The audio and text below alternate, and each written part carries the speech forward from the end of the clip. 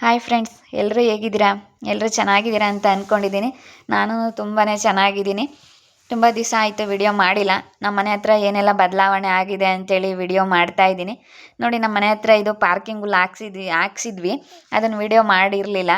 ಅದಕ್ಕೆ ಅದೊಂದು ಸ್ವಲ್ಪ ಕ್ಲಿಪ್ ಆ್ಯಡ್ ಮಾಡಿದೆ. ನೋಡಿ, ಎಲ್ಲ ಗಿಡಗಳು ಹಾಕಿರೋದೆಲ್ಲ ನಮ್ಮ ಮನೆ ಹತ್ರ ಚೆನ್ನಾಗಿ ಬಂದೈತೆ. ತುಂಬ ಚೆನ್ನಾಗಿ ಗಿಡಗಳೆಲ್ಲ ಹತ್ಕೊಂಡವೆ ಹೊಸ ಮಣ್ಣು ಹಾಕ್ಸಿರೋದ್ರಿಂದ.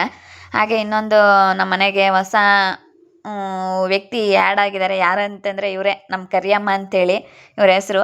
ನಾವೊಂದು ಮಲ್ನಾಡ್ ಗಿಡ್ಡಸು ತೊಗೊಂಬಂದಿದ್ದೀವಿ. ಮನೆಗೆ ಹಾಲು ಬೇಕಾಗಿತ್ತು. ಬೆಳಗ್ಗೆ 1 ಲೀಟ್ರ್, ಸಾಯಂಕಾಲ 1 ಲೀಟ್ರ್ ಕರಿತೈತೆ. ನಮ್ಮ ಮನೆಗೆ ಸರಿ ಹೋಗುತ್ತೆ. ಅದಕ್ಕೆ ತಿಂಗಳಿಗೆ 1,500 ದುಡ್ಡು ಆಗೋದು ಹಾಲಿಂದೇ. ಅದಕ್ಕೆ ಹಾಲಿನ ದುಡ್ಡು ಉಳ್ಸೋಕ್ಕೋಸ್ಕರ ಹೆಂಗೋ ನಮ್ಮ ತಾತ ಫ್ರೀಯಾಗಿರ್ತಾರ, ನೋಡ್ಕೊಂತಾರೆ ಅಂತೇಳಿ ತಗೊಂಬಂದ್ವಿ. ಹೆಂಗೋ ಅದೊಂದು 1,500 ದುಡ್ಡು ಉಳಿಯುತ್ತೆ. ಮನೆಗೆ 2 ಲೀಟ್ರ್ ಹಾಲು ಆಗುತ್ತೆ. ಹೆಂಗೋ ಮನೆಗೆ ಮಜ್ಜಿಗೆ, ಮೊಸರು, ಬೆಣ್ಣೆ ಮಾಡ್ತೀವಿ, ತುಪ್ಪ ಆಗುತ್ತೆ. ಹಾಗೆ ನಮ್ಮ ಮನೆಗೆ ಇನ್ನೊಬ್ಬರು ಹೊಸ ವ್ಯಕ್ತಿ ಇವರೇ ನೋಡಿ, ರಾಜ ಅಂತೇಳಿ ಇವ್ರ ಹೆಸರು. ಇದು ಚಿಕ್ಕದಿದ್ದಾಗಲೇ ತೊಗೊಂಬಂದಿದ್ವಿ, ಒಂದು 20 ದಿವಸದ್ದು. ಇವಾಗ ಒಂದು ಸ್ವಲ್ಪ ಅಲ್ಲೇ ದೊಡ್ಡದಾಗೈತೆ. ನಮ್ಮ ಮನೆ ಹತ್ರ ಕಾವಲಾಗಿರುತ್ತೆ. ನಾಯಿಗೆ ಎಷ್ಟು ನಿಯತ್ತಲ್ವ, ನಮ್ಮ ಮನೆ ಬಿಟ್ಟು ಎಲ್ಲೂ ಹೋಗಲ್ಲ, ಅಷ್ಟು ನಿಯತ್ತಾಗಿರುತ್ತೆ. ನೋಡಿ, ನಮ್ಮ ಮನೆಯವರು ಹಾಲು ಕರೆದ್ರು ಇಷ್ಟು ಕರೆಯುತ್ತೆ. ಒಂದು ಚಂಬು ತುಂಬ ಕರೆದು ಒಂದು ತಾಲಿ ತುಂಬ ಕರೆಯುತ್ತೆ. ಸಾಯಂಕಾಲ ಟೈಮ್ ಇನ್ನೂ ಜಾಸ್ತಿನೇ ಕರಿತೈತೆ. ಬೆಳಗ್ಗೆ ಟೈಮು ಇಷ್ಟು ಕರೆಯುತ್ತೈತೆ.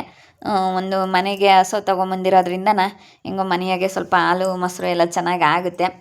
ನಮ್ಮ ಮಕ್ಳು ಇನ್ನೂ ಮನೆಕೊಂಡಿದ್ರು. ಇವತ್ತು ಭಾನುವಾರದ ವಿಡಿಯೋ ಇದು.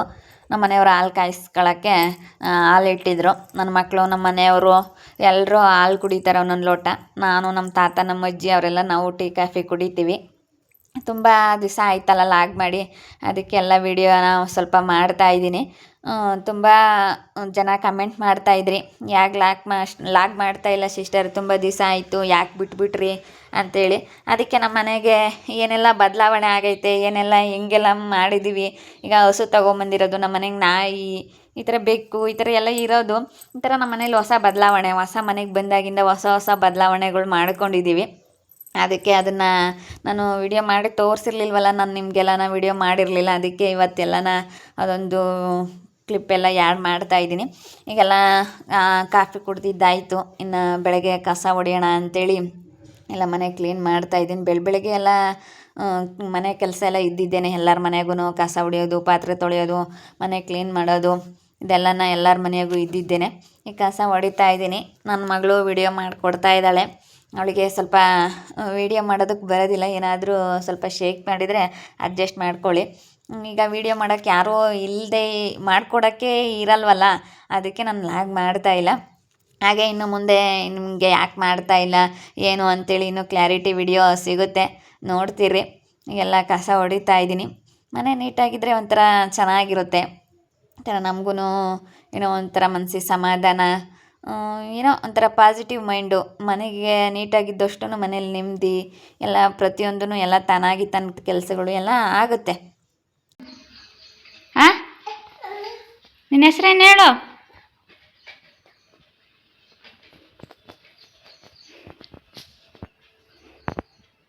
ಹಾಯ್ ಮೇಡಮ್, ಹೆಸ್ರು ಹೇಳು ತೆಗಿ.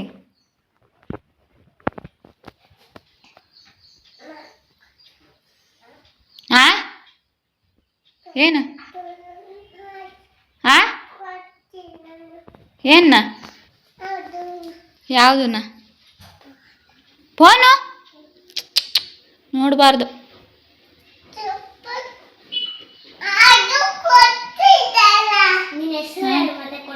ನಿನ್ನ ಹೆಸ್ರೇನು ಹೇಳು? ನಿಮ್ಮ ಅಪ್ಪನ ಹೆಸರು? ಅಪ್ಪ ಅಮ್ಮ? ಅಕ್ಕನ ಹೆಸರು? ಅಜ್ಜಿ ಹೆಸರು? ತಾತನ ಹೆಸರು?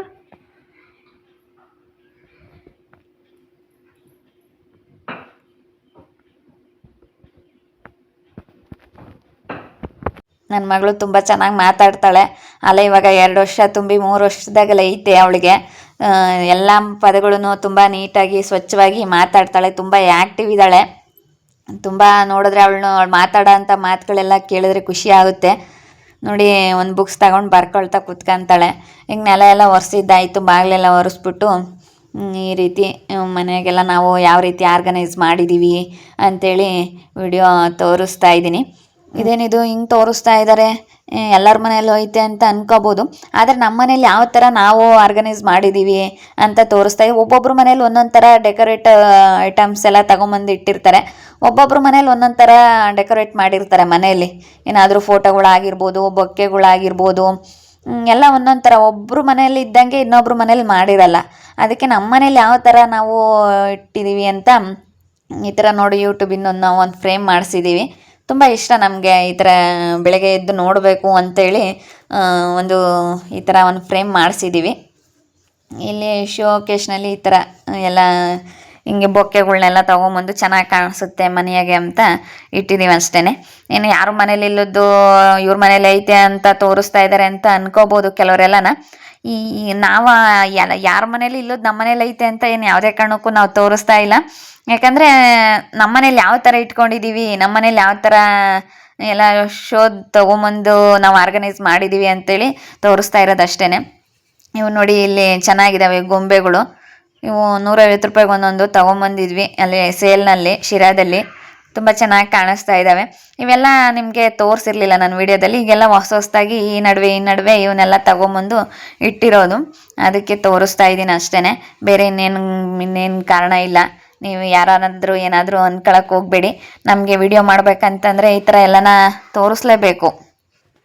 ಈ ಥರ ನಮ್ಮ ಮನೆಯಲ್ಲಿ ಯಾವ ಥರ ಇದೆ ಲೈಫ್ ಸ್ಟೈಲ್ ವಿಡಿಯೋ ಅಂತಂದರೆ ಹಂಗೇ ಎಲ್ಲ ತೋರಿಸ್ಲೇಬೇಕಾಗುತ್ತೆ. ಇದು ನಮ್ಮ ಮಗಳು ಫಸ್ಟ್ ಸ್ಟ್ಯಾಂಡರ್ಡ್ ಇದ್ದಾಗ ಗ್ರೂಪ್ ಫೋಟೋ ತೆಗೆಸಿರೋದು. ನೋಡಿ ನಮ್ಮ ಮಗಳು ಇಲ್ಲ ಇದ್ದಾಳೆ, ಐಂದ್ರಿತಾ ದೊಡ್ಡವಳು, ಇವಾಗ ಸೆಕೆಂಡ್ ಸ್ಟ್ಯಾಂಡರ್ಡು. ಕೆಲವೆಲ್ಲ ಕೇಳ್ತಾ ಇರ್ತೀರ ನಿಮ್ಮ ಮಗಳು ಏನು ಓದ್ತಾ ಇರೋದು ಅಂತೇಳಿ. ಸೆಕೆಂಡ್ ಸ್ಟ್ಯಾಂಡರ್ಡ್ ಐಂದ್ರಿತಾ ದೊಡ್ಡವಳು, ಇನ್ನೊಬ್ಳು ನಂದಿತಾ ಚಿಕ್ಕವಳು, ಎರಡನೇವಳು. ಅವಳು ಮನೇಲೇ ಇರ್ತಾಳೆ. ಕೆಲವ್ರಿಗೆಲ್ಲ ನನ್ನ ಓಲ್ಡ್ ವಿಡಿಯೋಸ್ ನೋಡೋ ಅಂಥವ್ರಿಗೆಲ್ಲನ ಗೊತ್ತಿರುತ್ತೆ. ಅವಳು ಸ್ವಲ್ಪ ದೊಡ್ಡವಳಾದಮೇಲೆ ನಾನು ವಿಡಿಯೋ ಮಾಡಿಲ್ಲ. ಇವಾಗಂತೂ ತುಂಬ ಚೆನ್ನಾಗಿ ಮಾತಾಡ್ತಾಳೆ ನನ್ನ ಮಗಳು. ಚಿಕ್ಕವಳು ತುಂಬ ಕ್ಯೂಟಾಗಿದ್ದಾಳೆ. ಅವಳು ಮಾತಾಡ್ತಿದ್ರೆ ನಮಗೆ ಏನೋ ಒಂಥರ ಖುಷಿ ಮನೇಲಿ. ಹಾಗೆ ಮನೆ ಹತ್ರ ಸ್ವಲ್ಪ ಜಾಗ ಎಲ್ಲ ಇತ್ತಲ್ಲ, ಅಡಿಕೆ ಗೋಟು ಯಾರೋ ಕೊಟ್ಟಿದ್ರು.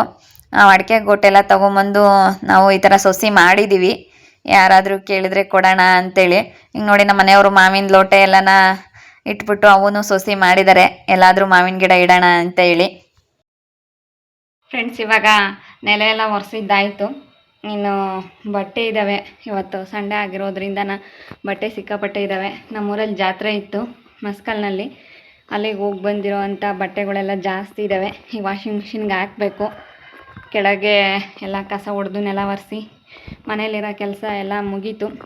ಇನ್ನು ಬಟ್ಟೆ ವಾಷಿಂಗ್ ಮಿಷಿನ್ಗೆ ಹಾಕಿ ಇನ್ನು ತಿಂಡಿ ಮಾಡಿದ್ರೆ ಇವತ್ತಿನ ಕೆಲಸ ಅರ್ಧ ಕಂಪ್ಲೀಟ್ ಆದಂಗೆ ಆಗುತ್ತೆ. ಆಮೇಲೆ ನೆಕ್ಸ್ಟ್ ವಿಡಿಯೋ ಎಡಿಟಿಂಗು ಅದೆಲ್ಲ ಇರುತ್ತೆ. ತುಂಬಾ ಕೆಲಸಗಳು ಬೆಳಗ್ಗೆ ಟೈಮು.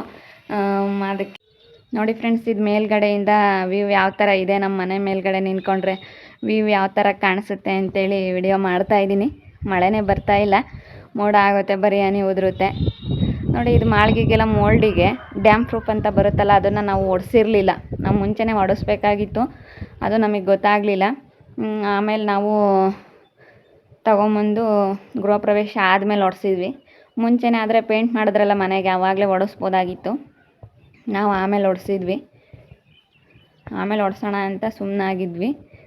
ನೋಡಿ, ಇವಾಗ ಬಟ್ಟೆ ಎಷ್ಟೊಂದು ಐತೆ. ಇವಾಗ ವಾಷಿಂಗ್ ಮಿಷಿನ್ಗೆ ಹಾಕಬೇಕು. ವಾಷಿಂಗ್ ಮಿಷಿನ್ ಇಲ್ಲೇ ಮೇಲ್ಗಡೆನೇ ಇಟ್ಕೊಂಡಿದ್ದೀನಿ. ಯಾಕಂದರೆ ಇಲ್ಲಿ ಮೇಲ್ಗಡೆನೇ ಒಣ ಹಾಕೋಕ್ಕೆ ಚೆನ್ನಾಗಿರುತ್ತೆ ಅಂತ ಹೇಳಿ ಮೇಲ್ಗಡೆನೇ ಇಟ್ಕೊಂಡಿದ್ದೀನಿ. ಇಷ್ಟೊಂದು ಬಟ್ಟೆ ಐತೆ. ಇಲ್ಲಿ ನಮ್ಮ ಮನೆಯವರು ಕೆಲಸ ಮಾಡ್ಕೊತಾರೆ. ಕೆಲಸ ಮಾಡ್ಕೊಳ್ಳೋದಕ್ಕಂತಲೇ ನಾವು ಈ ರೂಮ್ ಮಾಡಿದ್ವಿ. ಇದು ಅವ್ರಿಗೆ ಮಲ್ಕೊಂಡು ಸ್ವಲ್ಪ ಮೆತ್ತಗೆ ಇರಲಿ ಅಂತೇಳಿ ಒಂದು ಹಾಸಿಗೆ ತೊಗೊಂಡು ಹಾಕ್ಕೊಂಡಿದ್ದಾರೆ. ಇಲ್ಲಿ ಬೇಡದೆ ಇರೋ ವಸ್ತುಗಳನ್ನೆಲ್ಲನ ಇಲ್ಲಿ ಇಟ್ಟಿದ್ದೀವಿ. ಕೆಳಗಡೆ ಎಲ್ಲ ನೀಟಾಗೈತೆ. ಅದಕ್ಕೇ ಮೇಲ್ಗಡೆ ರೂಮ್ ಮಾಡಿಸ್ಕೊಂಡಿರೋದಕ್ಕೆ ಬೇಡದೆ ಇರೋದಂತಂದರೆ ಜಾಸ್ತಿ ಉಪಯೋಗಿಸಲ್ಲ. ಇದೆಲ್ಲನ ಜಾಸ್ತಿ ಉಪಯೋಗಿಸ್ದೇ ಇಲ್ಲದ್ದೆಲ್ಲನ ಇಲ್ಲಿ ತೊಗೊಂಬಂದು ಮೇಲ್ಗಡೆ ರೂಮಲ್ಲಿ ಇಟ್ಟಿದ್ದೀವಿ. ಮಿಷಿನ್ನು ಇದೆಲ್ಲನ ಜಾಸ್ತಿ ಉಪಯೋಗಿಸಲ್ವಲ್ಲ, ಕೆಳಗಡೆ ಎಲ್ಲ ನೀಟಾಗಿರುತ್ತೆ ಅಂಥೇಳಿ. ನೋಡಿ, ಜೋಕಾಲಿ ಸುಮ್ಮನೆ ತೊಗೊಂಬಂದ್ವಿ. ಇದನ್ನು ಕೂತ್ಕೊಂಡು ಯಾರೂ ಆಡೋದೇ ಇಲ್ಲ, ಅದಕ್ಕೆ ಕೆಳಗಡೆ ಜಾಗ ಆದ್ರೂ ಉಳಿಯುತ್ತೆ ಅಂತೇಳಿ ತೊಗೊಂಬಂದು ಮೇಲ್ಗಡೆ ಇಟ್ಟಿದ್ದೀವಿ. ನಾವಿಬ್ಬರು ಮಕ್ಳಿಗೆ ಸೈಕಲ್ ತೊಗೊಂಬಂದಿದ್ವಿ. ಹೊಸ್ದಾಗಿ ತೊಗೊಂಬಂದಾಗ ಸ್ವಲ್ಪ ಹಿಂಗೆ ತೊಳೆದಾಡಿದ್ರು, ಆಮೇಲೆ ಅಲ್ಲೇ ನಿಲ್ಲಿಸಿದ್ರು ಮೂಲೆಗೆ. ಸುಮ್ಮನೆ ತೊಗೊಂಬರ್ತೀವಿ ಆಟ ಆಡಲಿ ಅಂತ, ಅವರು ತೊಳೆಯೋದೇ ಇಲ್ಲ, ಸುಮ್ಮನೆ ಹಂಗೆ ಇಟ್ಬಿಡ್ತಾರೆ. ಅದಕ್ಕೆ ಕೆಳಗಡೆ ಇನ್ನೇನು ಅಂತೇಳಿ ಮೇಲ್ಗಡೆ ರೂಮಲ್ಲಿ ಬಿಸಿಲು ಅಲ್ಲ, ಕೆಳಗಡೆ ಎಲ್ಲಾದರೂ ಇಟ್ಟರೆ ಒಣಗ್ತವೆ ಅಂತೇಳಿ ನೋಡಿ ನಮ್ಮ ಮನೆಯವರು ಇಲ್ಲೇ ಕೆಲಸ ಮಾಡ್ತಾರೆ. ತುಂಬ ದಿನ ಆಗಿತ್ತು ವಿಡಿಯೋ ಮಾಡಿ ಲಾಗ್ ಮಾಡಿ, ಅದಕ್ಕೆ ಇವತ್ತು ವಿಡಿಯೋ ಮಾಡ್ತಾಯಿದ್ದೀನಿ. ಇವಾಗ ವಾಷಿಂಗ್ ಮಿಷಿನ್ಗೆಲ್ಲನ ಕೊಳೆ ಆಗದಿಲ್ಲದ ಬಟ್ಟೆಗಳ್ನೆಲ್ಲನ ಹಾಕ್ತಾಯಿದ್ದೀನಿ. ಹಂಗೆ ಸ್ವಲ್ಪ ಕೊಳೆ ಆಗಿರೋದೆಲ್ಲನ ಸ್ವಲ್ಪ ಸೋಪಿನ ಪುಡಿಲಿ ನೆನೆಸ್ಬಿಟ್ಟು ಸ್ವಲ್ಪ ಹೊತ್ತು 1 ಗಂಟೆ ಕೈಯಲ್ಲಿ ಒಂದು ಸತಿ ಬ್ರಷ್ ಮಾಡಿ ಆಮೇಲೆ ಹಾಕ್ತೀನಿ. ಯಾಕಂದರೆ ಜಾಸ್ತಿ ಕೊಳೆ ಆಗಿದ್ದರೆ ಹೋಗಲ್ಲ ವಾಷಿಂಗ್ ಮಿಷಿನಲ್ಲಿ. ಇವು ಸ್ವಲ್ಪ ಊರಿಗೆ ಇಟ್ಕೊಂಡು ಹೋಗಿರೋ ಅಂಥ ಹೊಸ ಬಟ್ಟೆಗಳು ಒಂದಿನ ಇಟ್ಕೊಂಡಿದ್ದಾವೆ ಅಷ್ಟೇ, ಅವನ್ನ ಹಂಗೆ ಹಾಕ್ತಾಯಿದ್ದೀನಿ. ಹಂಗೆ ಲಿಕ್ವಿಡ್ ಹಾಕ್ಬಿಟ್ಟು ಸ್ವಲ್ಪ ಕಂಫರ್ಟ್ ಹಾಕಿ ಹಂಗೆ ಹಾಕ್ತೀನಿ. ಯಾಕಂದರೆ ಕೊಳೆ ಆಗಿರೋದು ಹೋಗಲ್ಲ ಜಾಸ್ತಿ ಇದರಲ್ಲಿ. ಆವಾಗ ಬ್ರಷ್ ಮಾಡಿ ಹಾಕ್ತೀನಿ. ನಮ್ಮ ತಾತನವಾಗಿರ್ಬೋದು ಮತ್ತು ನಮ್ಮ ಮಕ್ಕಳವು ಅವೆಲ್ಲ ಜಾಸ್ತಿ ಡೈಲಿ ಯೂಸ್ ನಾವೆಲ್ಲನ ಕೊಳೆ ಆಗಿರ್ತವೆ. ಆವಾಗ ಸೋಪಿನ ಪುಡಿಲಿ 1 ಗಂಟೆ ನೆನೆಸ್ಬಿಟ್ಟು ಎಲ್ಲ ಬ್ರಷ್ ತಗೊಂಡು ಒಂದು ಸತಿ ವಾಶ್ ಮಾಡಿ ಹಾಕಿದ್ರೆ ಕ್ಲೀನ್ ಆಗ್ತವೆ. ಇಲ್ಲ ಅಂತಂದರೆ ಅಷ್ಟೊಂದು ಕ್ಲೀನ್ ಆಗಲ್ಲ. ವಾಷಿಂಗ್ ಮಿಷಿನಲ್ಲಿ ಜಾಸ್ತಿ ಕೊಳೆ ಆಗಿದ್ರೆ ಹೋಗಲ್ಲ ಹೇಳ್ರಿ. ಈಗ ನಮಗೆ ಟಾಪ್ ಲೋಡ್ ಇಷ್ಟ ಆಯಿತು. ಟಾಪ್ ಲೋಡ್ ಆದರೆ ನಮಗೆ ಚೆನ್ನಾಗಿರುತ್ತೆ ತಗೊಳ್ಳೋಕ್ಕೆ ಅಂಥೇಳಿ ಅದಕ್ಕೆ ಟಾಪ್ ಲೋಡೇ ತಗೊಂಡೆ ನಾನು. ಫ್ರಂಟ್ ಲೋಡ್ ತಗೊಳ್ಳಿಲ್ಲ. ಎಲ್ಲ ನಿಂತ್ಕೊಂಡು ಹಿಂಗೆ ಹಾಕೋದಕ್ಕಾಗಲಿ ಬಟ್ಟೆ ತೆಕ್ಕೊಳ್ಳೋಕ್ಕಾಗಲಿ ಎಲ್ಲ ಚೆನ್ನಾಗಿರುತ್ತೆ ಅಂತ ಬುಕ್ಕೊಂಡು ತಗೊಳಕ್ಕಾಗಲ್ಲ. ಫ್ರಂಟ್ ಲೋಡ್ ಆದರೆ ಹಿಂಗೆ ಬುಗ್ಬೇಕು, ಹಿಂಗೆ ತಗೋಬೇಕು ಅಂತೇಳಿ ನಾನು ಅದಕ್ಕೇ ಇದನ್ನೇ ತಗೊಂಡೆ. 8 kgದು ಸ್ಯಾಮ್ಸಂಗ್ ಅಂತೇಳಿ ಚೆನ್ನಾಗೈತೆ, ಪರವಾಗಿಲ್ಲ. ನನಗೆ ವಾಷಿಂಗ್ ಮಿಷಿನ್ ಇರೋದ್ರಿಂದ ಎಷ್ಟೋ ಸ್ವಲ್ಪ ಕೆಲಸಗಳೆಲ್ಲನ ಕಡಿಮೆ ಆಗೈತೆ.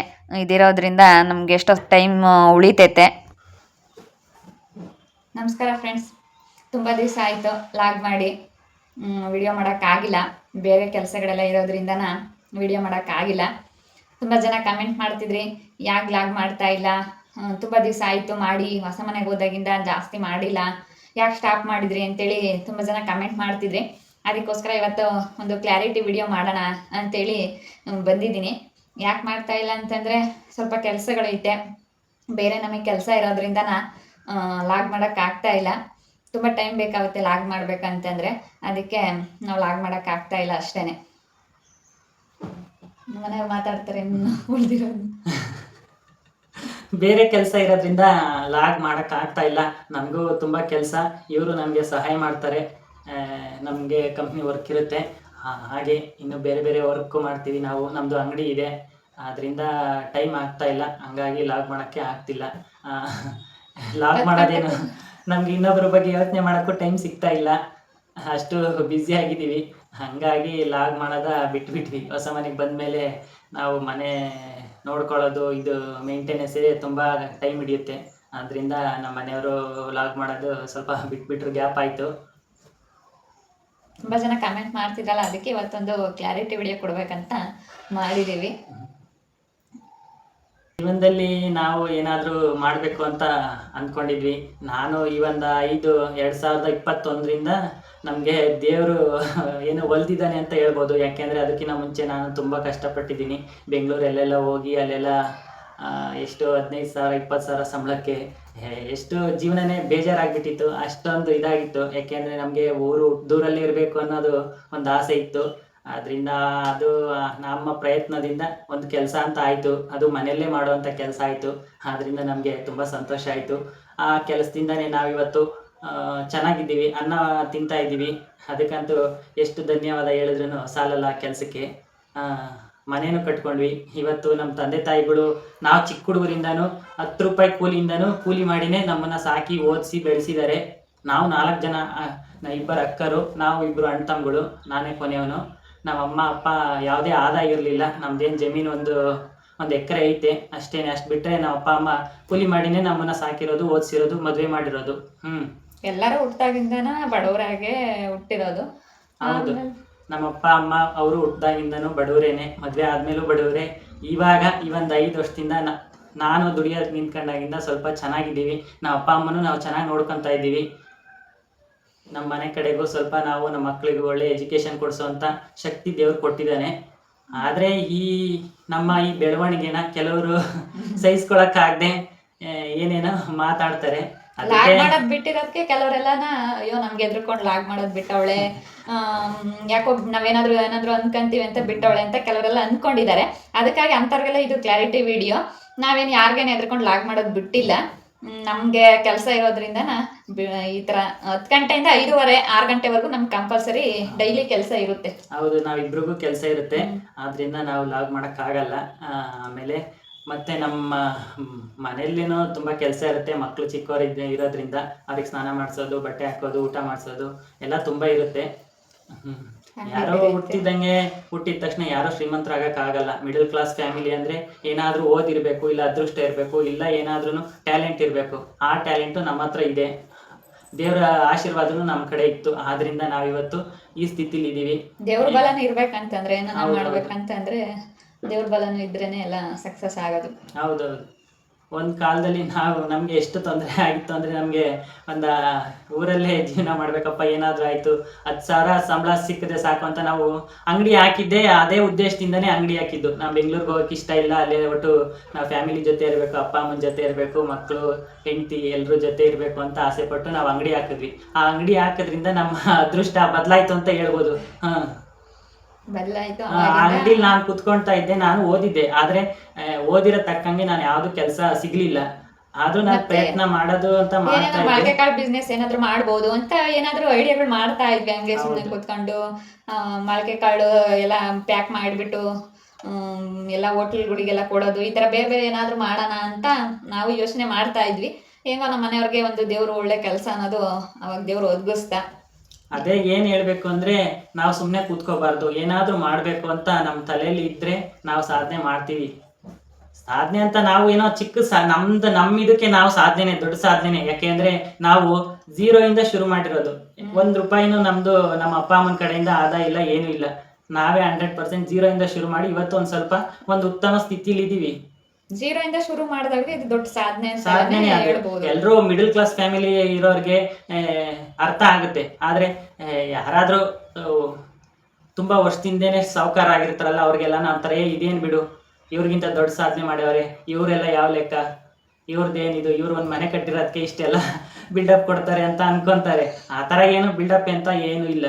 ನಮಗೆ ಅದು ನಮ್ಗೊಂಥರ ಮನೆ ಕಟ್ಟಿದಾಗಿಂದ ನಮಗೆ ನೆಮ್ಮದಿನೇ, ಒಂಥರ ಖುಷಿ ಆಗೈತೆ, ಒಂಥರ ಸಂತೋಷವಾಗಿ ಚೆನ್ನಾಗಿದ್ದೀವಿ. ಇದು ನಮ್ಗೊಂಥರ ದೊಡ್ಡ ಸಾಧನೆ ಅಂತಲೇ ಹೇಳ್ಬೋದು.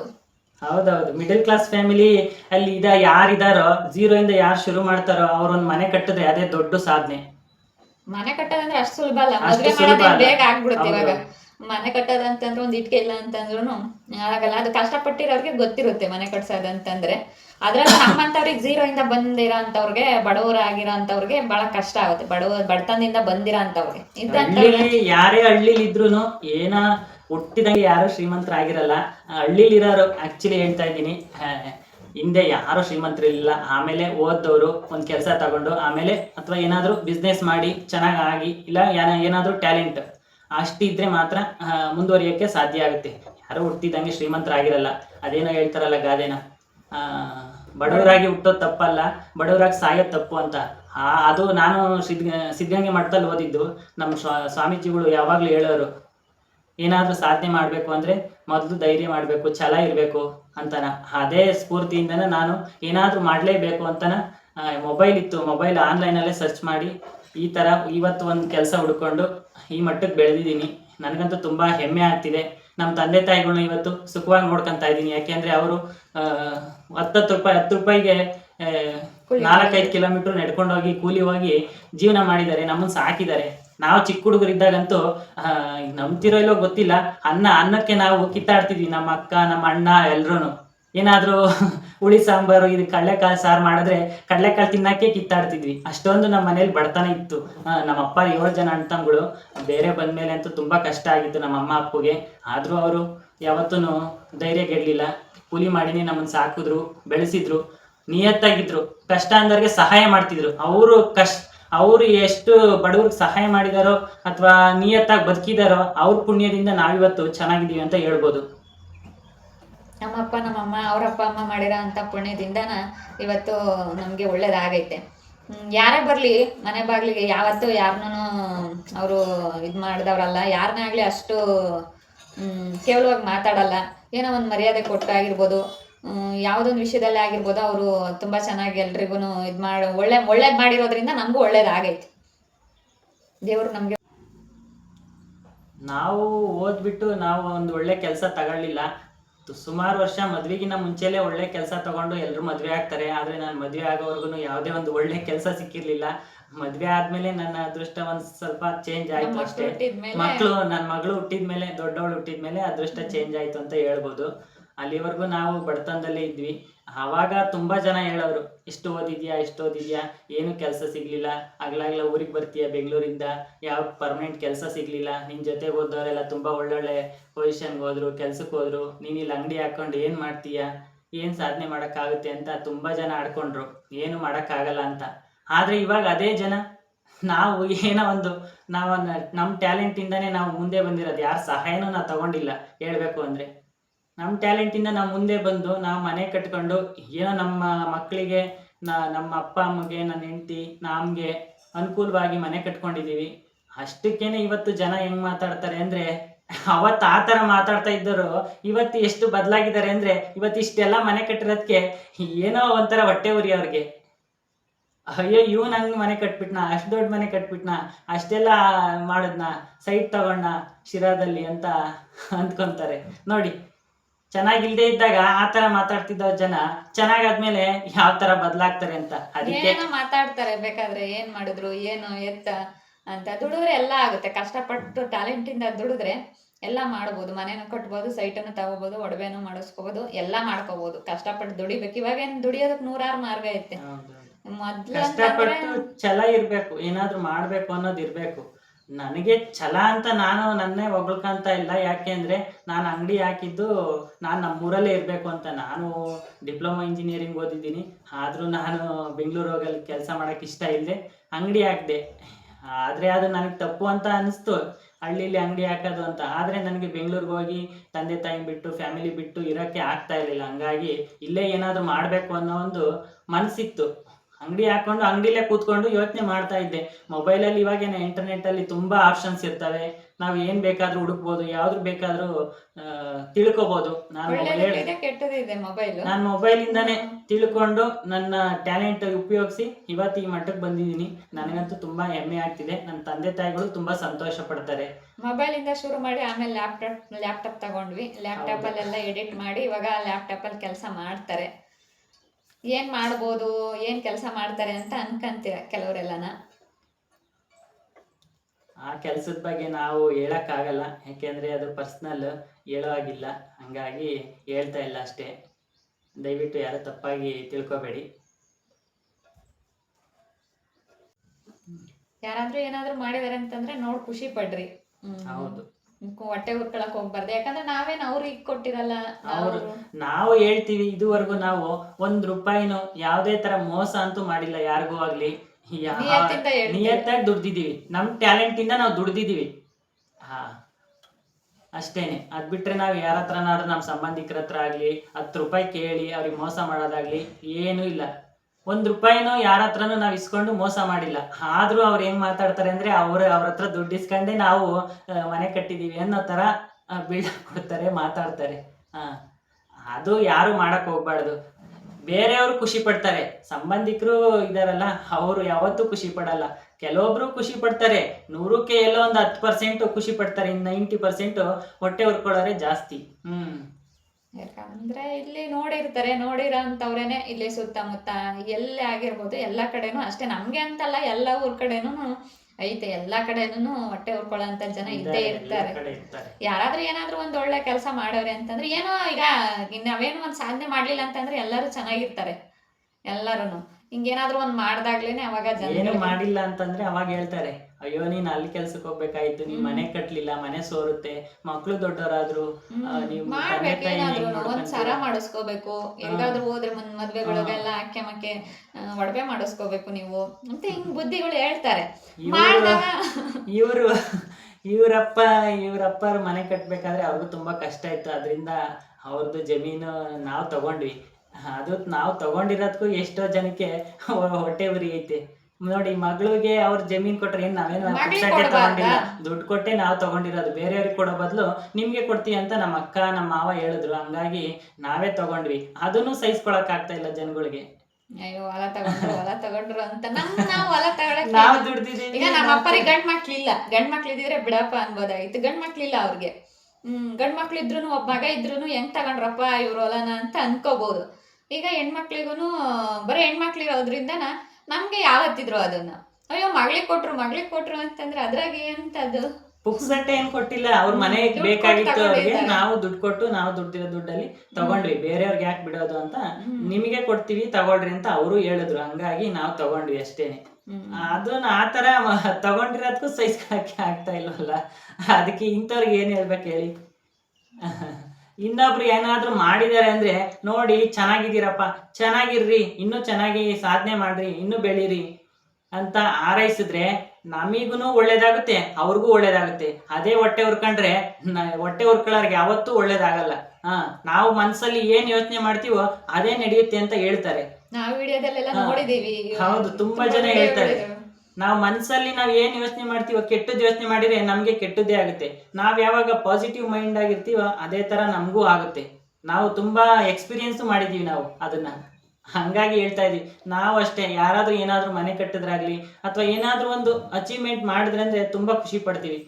ನಾವು ಆತರ ಮಾಡ್ಬೇಕಪ್ಪ ಅಂತ ಅನ್ಸುತ್ತೆ ಹೊರತು ಅಯ್ಯೋ ಅವ್ರು ಮಾಡ್ಬಿಟ್ರಲ್ಲ ಅನ್ನೋ ಹೊಟ್ಟೆ ಊರಿ ಮಾತ್ರ ನಮಗ್ ಮಾತ್ರ ಖಂಡಿತ ಬರಲ್ಲ. ಕಷ್ಟಪಟ್ಟು ಮಾಡ್ತಾರೆ, ಅವ್ರ ಟ್ಯಾಲೆಂಟ್ ದೇವ್ರ ದಯೆಯಿಂದ ಅವ್ರಿಗೆ ಒಲ್ದಿರುತ್ತೆ, ಆಶೀರ್ವಾದ ಅದೃಷ್ಟ. ಅದಕ್ಕೆ ನಾವು ಹೊಟ್ಟೆ ಹೊರ್ಕೊಂಡ್ರೆ ನಮ್ಗೆ ಏನು ಬರಂಗಿಲ್ಲ. ದೇವ್ರ ಬಲ ಇದ್ರೆ ಎಲ್ಲ ಆಗುತ್ತೆ. ದೇವ್ರ ಬಲನೇ ಇರ್ಬೇಕು ಎಲ್ಲ ಕೆಲ್ಸದಲ್ಲೂ, ಎಲ್ಲ ಒಳ್ಳೇದಾಗುತ್ತೆ ಅಷ್ಟೇ. ನೋಡ್ ಖುಷಿ ಪಡ್ರಿ. ಯಾರಾದ್ರೂ ಏನಾದ್ರು ಮಾಡಿದಾರೆ ಅಂತಂದ್ರೆ ಹೊಟ್ಟೆ ಉರ್ಕೊಳಕ್ ಹೋಗ್ಬೇಡಿ. ನಾವೇನ್ ಯಾರು ಮಾಡ್ದೇರೋ ಅಂತ ಸಾಧನೆ ಮಾಡಿಲ್ಲ. ಏನೋ ನಮ್ಮ ಇದಕ್ಕೆ 0 ಇಂದ ನಾವು ಶುರು ಮಾಡಿ ಇವತ್ತು ಈ ಮಟ್ಟಕ್ಕೆ ಬಂದಿದೀವಿ ಅಂದ್ರೆ ನಮ್ಗಂತೂ ಸಂತೋಷ ಆಗುತ್ತೆ, ತೃಪ್ತಿ ಇದೆ, ಇಷ್ಟು ಮಾಡಿದೀನಿ ಅಂತ. ಜೀವನದಲ್ಲಿ ಏನೇ ಮಾಡಿದ್ರು, ಯಾವುದೇ ವಸ್ತು ತಗೊಂಡ್ರು ಅದ್ರ ಬಗ್ಗೆ ತೃಪ್ತಿ ಇರ್ಬೇಕು. ಅವಾಗ್ಲೇನೆ ನಮ್ಗೆ ಒಳ್ಳೇದಾಗದು. ನಮ್ಗೆ ಹೆಮ್ಮೆ ಇರ್ಬೇಕು. ಹೌದು, ನಮ್ ಬಗ್ಗೆ ನಮ್ಗೆ ಹೆಮ್ಮೆ ಇರ್ಬೇಕು. ನಮ್ಮನ್ನ ನಾವು ಜಾಸ್ತಿ ಪ್ರೀತಿಸ್ಬೇಕು. ನಾವು ನಮ್ಗೆ ಕೈಲಾದಷ್ಟು ನಾವು ದುಡ್ದು ಏನಾದ್ರೂ ಒಂದ್ ಸಾಧನೆ ಮಾಡೋದಕ್ಕೆ ನೋಡ್ಬೇಕು. ನಮ್ ತಂದೆ ತಾಯಿಗಳು ಹಂಗೆ ಇದಾರೆ ಅಂತೇಳಿ ಅಪ್ಪ ಅಕ್ಕಲ್ ಆಲಿದ್ ಮರ ಅಂತ ಹಂಗೆ ಇರಬಾರ್ದು. ಏನಾದ್ರೂ ಟ್ಯಾಲೆಂಟ್ ಈ ಬೇರೆ ಬೇರೆ ತರ ಇರುತ್ತೆ, ಒಬ್ಬೊಬ್ರಿಗೆ ಒಂದೊಂದ್ ತರ ಟ್ಯಾಲೆಂಟ್ ಇರುತ್ತೆ. ಆ ಟ್ಯಾಲೆಂಟ್ ನ ಯೂಸ್ ಮಾಡ್ಕೊಂಡ್ರೆ ಪ್ರತಿಯೊಬ್ರು ಮುಂದೆ ಬರ್ಬೋದು. ಆದ್ರೆ ಹೊಟ್ಟೆ ಹೊರ್ಕೊಳಕ್ ಮಾತ್ರ ಯಾರು ಹೋಗ್ಬೇಡಿ, ಸಂತೋಷ ಪಡಿ. ಕೆಲವರು ನಮ್ಮ ಯಾರಾದ್ರೂ ಸಂಬಂಧಿಕರಾಗ್ಲಿ ಸ್ನೇಹಿತರಾಗ್ಲಿ ಯಾರಾದ್ರೂ ಆಯ್ತು, ಏನಾದ್ರೂ ಮಾಡಿದ್ರೆ ಸಂತೋಷ ಪಡಿ, ಹೊಗಳಿ ಬೆನ್ ತಟ್ರಿ. ಅವಾಗ ಅವ್ರಿಗೂ ಸಂತೋಷ ಆಗುತ್ತೆ, ನಿಮ್ಗೂ ಒಳ್ಳೇದಾಗುತ್ತೆ. ಇಷ್ಟೇ ನಾವು ಹೇಳಕ್ ಇಷ್ಟಪಡೋದು. ಓಕೆ ಫ್ರೆಂಡ್ಸ್, ಈ ವಿಡಿಯೋನ ಒಂದು ಕ್ಲಾರಿಟಿ ವಿಡಿಯೋ ಸಿಕ್ಕಿರುತ್ತೆ ಎಲ್ರಿಗೂ. ಹಳ್ಳಿ ಕಡೆ ಎಲ್ಲ ಯಾವ ಥರ ಇರ್ತಾರೆ ಅಂತೇಳಿ ಗೊತ್ತಾಗಿರುತ್ತೆ ಎಲ್ರಿಗೂ. ನೋಡ್ತೀರಾ ಅಂತವ್ರಿಗೆ ಎಲ್ರಿಗೂ ಈ ಥರ ಅನುಭವ ಆಗಿರುತ್ತೆ. ನಮಗೂ ಈ ಥರ ಅನುಭವ ಆಯಿತು. ಕೆಲಸ ಇರಲ್ವಲ್ಲ ಅಂಥವ್ರಿಗೆ ಮಾತ್ರ ಹೊಟ್ಟೆ ಉರಿ ಇರುತ್ತೆ. ಯಾವಾಗ ಬ್ಯುಸಿ ಆಗಿರ್ತೀವೋ ನಮ್ಗೆ ಅವಾಗ ಅಂತ ಯೋಚನೆನೇ ಬರಲ್ಲ ಇನ್ನೊಬ್ರ ಬಗ್ಗೆ. ಕೆಲಸ ಇಲ್ಲದೆ ಮಾಡಕ್ ಕೆಲಸ ಇಲ್ಲದೆ ಸುಮ್ಮನೆ ಇರ್ತಾರಲ್ಲ, ಆ ಥರದವ್ರೆ ಇಂಥ ಮಾತಾಡೋದು. ಅದರಿಂದ ನಮ್ಗೆ ಯಾವ ಬೇಜಾರೂ ಇಲ್ಲ, ಎಂಥದ್ದು ಇಲ್ಲ. ಯಾರೇನಾದ್ರು ಅನ್ಕೊಂಡ್ರು ನಮ್ಗೆ ಪುರ್ಸತೆ ಇಲ್ಲ ಬಿಡಿ, ಬೇಜಾರ್ ಮಾಡ್ಕೊಳ್ಳೋಷ್ಟು ಟೈಮೇ ಇಲ್ಲ ನಮ್ಗೆ. 10 ಗಂಟೆಯಿಂದ 6 ಗಂಟೆವರೆಗೂ ಸಂಡೇ ಅಂತ ಹೇಳಿ ಇವತ್ತೊಂದು ವಿಡಿಯೋ ಮಾಡ್ಬೇಕು ಅಂತ ಹೇಳಿದ್ಕೆ ಮಾಡ್ತಾ ಇದೀವಿ ಅಷ್ಟೇನೆ. ಇನ್ನು ಊಟ ಮಾಡಿಲ್ಲ, ಊಟ ಮಾಡ್ಬೇಕು. ಕೆಲವರೆಲ್ಲ ತಿರ್ಗಿ ಇನ್ನೊಂದ್ ತರ ಮಾತಾಡೋರು. ಅಯ್ಯೋ ಅವನು ಏನ್ ಮಾಡಿದ್ನೋ ಏನೋ, ಅಷ್ಟ್ ಮನೆ ಕಟ್ಟಕ್ ಹೆಂಗ್ ಸಾಧ್ಯ, ಏನ್ ಮಾಡಿದ್ನೋ ಏನೋ ಹಂಗೂ ಮಾತಾಡ್ತಾರೆ. ಎಲ್ಲ ಕಳ್ತನ ಮಾಡ್ಕೊಂಡ್ ಬಂದಿರ್ಬೇಕೇನೋ ಅಂತೆಲ್ಲ ಮಾತಾಡಿದಾರೆ. ಎಲ್ಲ ಹೊಡ್ಕೊಂಡ್ ಬಂದಿದ್ದೇನೇನೋ, ಅದಕ್ಕೆ ಬೆಂಗಳೂರು ಬಿಟ್ಟು ಬೆಂಗಳೂರಾಗ ಎಲ್ಲ ಕಡೆ CC ಕ್ಯಾಮ್ರಾ ಇರ್ತವೆ. ನಮ್ಮೂರಲ್ಲಿ ಜನಗಳನ್ನ ಕೇಳಿದ್ರೆ ಹೇಳ್ತಾರೆ ನಾನು ಹೆಂಗೆ ಅಂತ. ಅಂತೂ ಕಳ್ತನ ಮಾಡೋಂತ ಮುಖನ ನಂದು. ಯಾರ್ ಕಳ್ತನ ಮಾಡಕ್ ಆಗಲ್ಲ. ಈಗ ಏನ್ ಅನ್ಕೊಂಡಿದ್ಯಾ ನೀನ್? ಮನೆ ಕಳ್ತನ ಮಾಡಿ ಹಿಂಗೆಲ್ಲ ಮಾಡಕ್ ಆಗಲ್ಲ, ಇಷ್ಟೊಂದು ಏನು ಮಾಡಕ್ ಆಗಲ್ಲ. ಅಚೀವ್ಮೆಂಟ್ ಯಾರೇನ್ ಅನ್ಕೊಂಡ್ರು ನಾವ್ ತಲೆ ಅಂದ್ರೆ ಅಂದಷ್ಟು ಇನ್ನು ನಮ್ಗೆ ಮನ್ಸಕ್ ಛಲ ಆಗಿದೆ ಬಿಡಿ. ಎಷ್ಟು ಹೊಟ್ಟೆ ಹೊರ್ಕೊಂಡಷ್ಟು ನಮ್ಗಿನ್ನು ದೇವ್ರು ಅದು ಬಾಚಿ ಕೊಟ್ಟಿದ್ದೇನೆ ಅಂತ ಹೇಳ್ಬೋದು.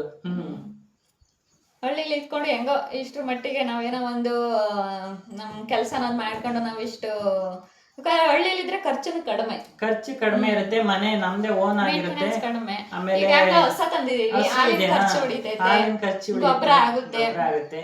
ಮನೇಲಿ ಏನೇನು ಯಾವ್ದು ಅಷ್ಟೊಂದು ಖರ್ಚಿರಲ್ಲ. ಹೆಂಗಲ್ಲ ಅಂದ್ರೆ 5,000 ಇದ್ರು ನಮ್ಮ ಹಳ್ಳಿಗೆ ನಾವು ಜೀವನ ಮಾಡ್ಬೋದು. ನಮ್ದಂತೂ ಏನು ಜಮೀನಿಲ್ಲ, ಇರೋದು 17 ಕುಂಟೆ. 17 ಕುಂಟಲ್ಲಿ 5 ಕುಂಟೆಲಿ ಮನೆನೇ ಕಟ್ಕೊಂಡಿದೀವಿ. ಒಂದು 2 ಕುಂಟೆಲ್ ಮನೆ ಕಟ್ಟಿದ್ವಿ, ಮುಂದೆ ಒಂದು ಸ್ವಲ್ಪ ಗಾರ್ಡನ್ ಮಾಡೋಣ ಅಂತ ಜಾಗ ಬಿಟ್ಕೊಂಡಿದೀವಿ. ಹೂವಿನ ಗಿಡ, ಹಣ್ಣಿನ ಗಿಡ ಎಲ್ಲ ಹಾಕ್ಕೊಂಡಿದೀವಿ. ನಾವೇನು ಸುಮ್ಮನೆ ಕೂತ್ಕೊಳ್ಳಲ್ಲ, ಟೈಮ್ ಫ್ರೀ ಆದಾಗ ಗಿಡಗಳಿಗೆ ಏನಾದ್ರು ಕಳೆ ಗಿಡ ಕಿತ್ತಾಕೋದು, ನೀರ್ ಹಾಕೋದು, ಗೊಬ್ಬರ ಹಾಕೋದು, ಹಾಲು ಕರಿಯೋದು ಅದೆಲ್ಲ ಮಾಡ್ತೀವಿ. ಯಾವತ್ತೂ ಫ್ರೀ ಆಗಿರೋದೇ ಇಲ್ಲ. ಮೊಬೈಲ್ ನೋಡೋದಕ್ಕೂ ಟೈಮ್ ಇರೋದಿಲ್ಲ. ಏನೋ ಮಲ್ಕೊಳ್ಳೋ ಟೈಮಲ್ಲಿ ಒಂದು 5 ನಿಮಿಷ ನೋಡಿದ್ರೆ ಹೆಚ್ಚು ಅಷ್ಟೇನೆ. ಬೇರೆ ಬಗ್ಗೆ ನಾ ತಲೆ ಕೆಡಿಸ್ಕೊಂಬಲ್ಲ. ಎಲ್ಲಾದ್ರೂ ಹೋಗ್ಬೇಕಂದ್ರೆ ನಮ್ ಕೆಲಸ ಮುಗಿಸಿನೇ ಹೋಗ್ತೀವಿ ನಾವು. ಅಂದ್ರೆ ನಮ್ ಕೆಲಸ ಯಾವಾಗ ಬೇಕಾದ್ರೂ ಮಾಡ್ಕೋಬೋದಲ್ಲ, ಮಾಡ್ಕೊಂಡು ನಾವು ಹೋಗ್ತೀವಿ. ಬೇಗ ಬೇಗ ಕೆಲಸ ಮುಗಿಸಿ ಎಲ್ಲಾದ್ರೂ ಹೋಗೋದಿದ್ರೆ ಹೋಗ್ತೀವಿ ನಾವು. ನಮ್ಮನೆ ಕೈಲಾಸ ಅಂತಾರಲ್ಲ ಆ ತರ. ಕಷ್ಟಪಟ್ಟು ದುಡ್ದೇವ್ರೆ, ಯಾರ ಹತ್ರನೂ ಒಂದ್ ಸಿಂಗಲ್ ರುಪಿನೂ ಇಸ್ಕೊಂಡಿಲ್ಲ, ಯಾರಿಗೂ ಮೋಸನೂ ಮಾಡಿಲ್ಲ. ಇಷ್ಟು ನಾವು ಹೇಳೋದಕ್ಕೆ ಇಷ್ಟಪಡ್ತಾ ಈ ವಿಡಿಯೋನ ಇಲ್ಲಿಗೆ ಎಂಡ್ ಮಾಡ್ತಾ ಇದ್ದೀನಿ. ಮುಂದಿನ ವಿಡಿಯೋದಲ್ಲಿ ಸಿಗ್ತೀನಿ. ವಿಡಿಯೋ ಇಷ್ಟ ಆಗಿದ್ರೆ ಲೈಕ್ ಮಾಡೋದನ್ನ ಮಾತ್ರ ಮರಿಬೇಡಿ. ಹಾಗೆ ನಿಮ್ಮ ಅಭಿಪ್ರಾಯಗಳನ್ನ ನೀವೆಲ್ಲ ಯಾವ್ಯಾವ ತರ ಎಕ್ಸ್ಪೀರಿಯನ್ಸ್ ಕಂಡಿದ್ದೀರಾ ಅಂತೇಳಿ ಕಮೆಂಟ್. ಎಲ್ರಿಗೂ ಆಗಿರುತ್ತೆ ಎಕ್ಸ್ಪೀರಿಯನ್ಸ್. ಹೊಟ್ಟೆ ಉರಿ, ಸಂಬಂಧಿಕರು ಹೊಟ್ಟೆ ಉರಿ, ಅಕ್ಕಪಕ್ಕದವರು ಎಲ್ಲ ಇದ್ದಿದ್ದೇನೆ, ಎಲ್ಲಾ ಕಡೆನೂ ಇದ್ದಿದ್ದೇನೆ. ನಮ್ಗೆ ಅಂತಲ್ಲ, ಎಲ್ಲಾರ ಕಡೆಯಲ್ಲೂ ಇದ್ದಿದ್ದೇನೆ. ಅದೆಲ್ಲ ಅದು ಯಾವ ಟೈಮಿಗೆ ಏನಾಗ್ಬೇಕು ಅದು ಆಗ್ತಾ ಇರುತ್ತೆ. ತಲೆ ಕೆಡಿಸ್ಕೊಂಬಕ್ ಹೋಗ್ಬಾರ್ದು ಅಷ್ಟೇನೆ. ನಮ್ ಕೆಲಸ ನಾವ್ ಮಾಡ್ತಾ ಹೋಟೆಲ್ ಇರೋವರೆಗೂ ಚೆನ್ನಾಗಿದೆ, ಎಲ್ಲಾರ ಜೊತೆ ಖುಷಿಯಾಗಿ ಚೆನ್ನಾಗಿರೋದಕ್ಕೆ ಟ್ರೈ ಮಾಡಿ ಅಷ್ಟೇ. ನಾವು ನಿಯತ್ತಾಗಿದ್ರೆ ಯಾರ ಬಗ್ಗೆನೂ ತಲೆ ಕೆಡಿಸ್ಕೊಳ್ಳೋ ಅವಶ್ಯಕತೆನೇ ಇಲ್ಲ. ನನ್ನ ಅಭಿಪ್ರಾಯ ಅಷ್ಟೇನೆ. ನಾವು ನಿಯತ್ತಾಗಿದ್ದೀವಿ, ದೇವ್ರು ಅದಕ್ಕೆ ಚೆನ್ನಾಗಿಟ್ಟಿದ್ದಾನೆ. ದೇವ್ರಿಗೆ ನಾವು ಕೃತಜ್ಞರಾಗಿರ್ಬೇಕು ಯಾವಾಗ್ಲೂ. ಅಷ್ಟೇ ನಾವ್ ಹೇಳೋದು. ದೇವರು ನಮ್ಗೊಂದು ದೇವ್ರ ಬಲ ಇದ್ರೆ ಸಾಕು. ಓಕೆ ಫ್ರೆಂಡ್ಸ್, ಎಲ್ರಿಗೂ thank you. Ta ta, bye bye, see you.